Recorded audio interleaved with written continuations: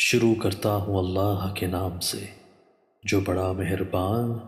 اور نہایت رحم کرنے والا ہے۔ حضرت ابن مسعود رضی اللہ تعالیٰ عنہ بیان کرتے ہیں،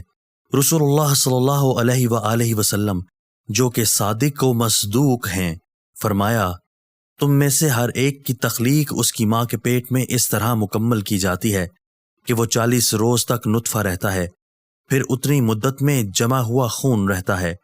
پھر اتنی ہی مدت گوشت کا لوتھڑا رہتا ہے، پھر اللہ 4 باتیں لکھنے کے لیے اس کی طرف ایک فرشتہ بھیجتا ہے،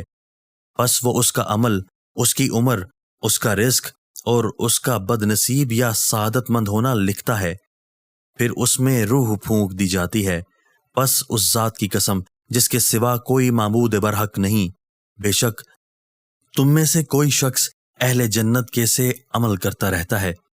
حتیٰ کہ اس کے اور جنت کے مابین صرف ایک ہاتھ کا فاصلہ رہ جاتا ہے، تو وہ فرشتہ تقدیر اس پر غالب آ جاتا ہے، تو وہ جہنمیوں کا سا کوئی عمل کر بیٹھتا ہے تو وہ اس میں داخل ہو جاتا ہے، اور اسی طرح تم میں سے کوئی جہنمیوں کے سے عمل کرتا رہتا ہے حتیٰ کہ اس کے اور جہنم کے درمیان صرف ایک ہاتھ کا فاصلہ رہ جاتا ہے، تو وہ نوشتہ تقدیر اس پر غالب آ جاتا ہے اور وہ اہل جنت کا سا عمل کر لیتا ہے تو وہ اس میں داخل ہو جاتا ہے۔ دوستو، اللہ تعالی ہمیں ان احادیث مبارکہ پر عمل کرنے اور اپنی زندگیوں کو سنوارنے کی توفیق عطا فرمائے۔